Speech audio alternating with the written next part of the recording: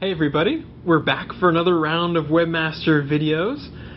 The very first question, the most popular one with 86 votes, comes from Ivan in Canada, who asks, Google has expressed in the past that frequently updated pages get a boost in rankings, QDF, that seems to favor blogs and news sites over company sites, which have less reason to be updated often. How important of a signal is freshness? So there's a little bit of an interesting twist in this question where it's not just the case that just because something is frequently updated in terms of the pages on your blog or on your site, that you automatically sort of should be ranking higher. So I wouldn't have that interpretation of freshness. Go back to what Andre Broder wrote a long time ago in terms of thinking about the types of searches that people do. He wrote that searches could be navigational, they could be informational, or they could be transactional.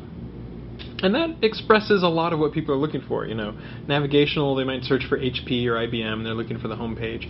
Informational, they're looking for how to actually do something, whether it's diagnosing their toilet or setting their default printer in Firefox, whatever.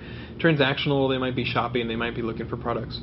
But that's just a very broad hierarchy. If you really drill down more, you'll see that sometimes people are looking for something that's fresh seeking. So if you're searching for an earthquake, or some event that just happened, that would be QDF. That would be a query that deserves freshness. That's what QDF stands for whenever Amit Singhal talked about it.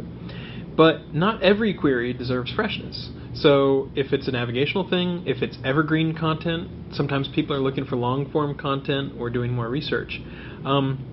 Then freshness wouldn't be counting as that much.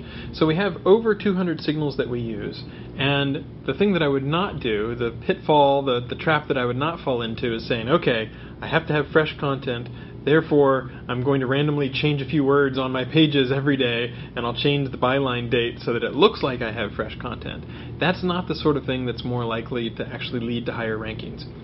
And if you're not in an area about news, if you're not in a sort of niche or topic area that really deserves a lot of fresh stuff, then that's probably not something you need to worry about at all. It might be better to, like in SEO, it's not like there will always be some SEO events, but there's some content that's evergreen, that lasts and stands the test of time, and it might be better to work on those sort of articles than just trying to jump onto whatever's on the top of TechMeme or whatever the story du jour is.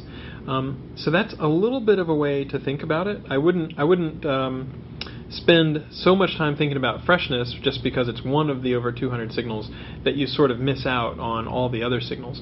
Now, if you're in a hot breaking, area where you're competing with Engadget, The Verge, if you write about video games, there's a lot of topical breaking news, then it is good to try to be fresh and make sure that you have content that's especially relevant. But it's not the sort of thing where you need to worry about making sure that you're rewriting your pages or changing words on your page just so you look fresh. So Google is relatively good about trying to suss out when it's more helpful to be fresh and when it's just the sort of regular search where the web pages that were good yesterday were also good today. Hope that helps.